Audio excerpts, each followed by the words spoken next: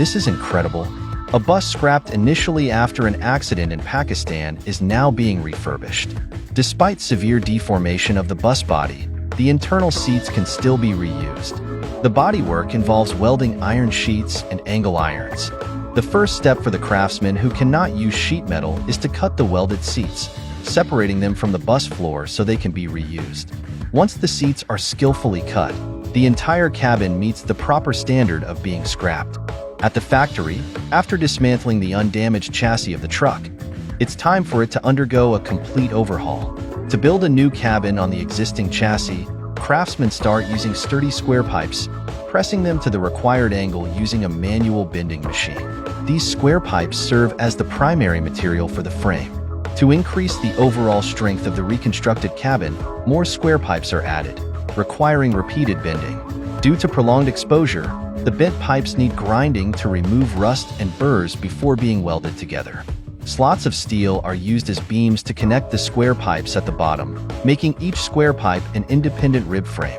According to measured intervals, the square pipes connected by steel slots are combined with the main beams, ensuring even force distribution. After confirming accurate spacing, angle irons are welded to the square pipes to prevent movement.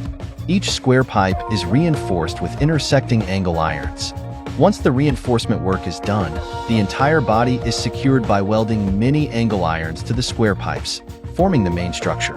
Since the bus's front end has rounded edges, the square pipes used for the frame are also rebent and welded at the factory. With craftsmen consuming many welding rods, the frame, assembled with square pipes and angle irons, gradually takes shape. The iron sheets, now pre-bent, serve as the primary material for the bus body. Precisely measured and cut, they are spot welded to the frame. To prevent leaks, the joints are meticulously welded both inside and out. The factory uses solid wood boards for the floor to save on costs, cut to uniform lengths, and secured with elongated nails. With wooden beams added to the bottom slots, the nails firmly connect the boards to the beams. Once the bus's floor is complete, the body panels are fixed to the frame, wedging into grooves in the angle irons. The panels are welded directly to the frame without additional tools.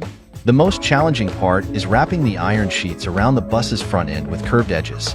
Each sheet requires manual bending and meticulous adjustment of gaps. To prevent rust, the welded areas are coated with putty before painting. Once the panels are coated, a layer of anti-rust primer is applied before the final paint job. Despite not using spray guns, the primer is quickly brushed on. Plastic sheets are then used for the interior sealing. The use of plastic sheets speeds up the bus's construction. Rubber strips are used to seal the rear windows. To save costs, acrylic sheets are used for all windows except the windshield. Despite being prone to scratches and reduced clarity, acrylic is used due to its affordability. After the skilled assembly of all windows, the unique patterns on Pakistani buses are designed using newspapers and decorative tape. This allows for a variety of colors on the body. Finally, a red primer is applied before the final coat to enhance the vibrancy of the red color. The craftsman's expertise ensures a glossy finish despite the challenges of painting under the hot sun. Once the paint is dry, the masking newspapers are removed, revealing the white painted sections where letters will be sprayed using stencils.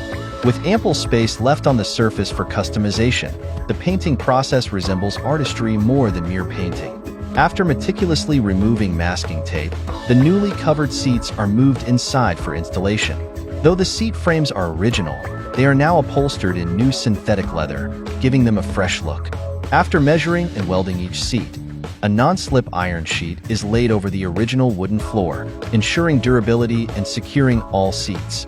After 3 days of fine adjustments, the accident-ridden bus is finally repaired at the factory. It's truly an impressive feat.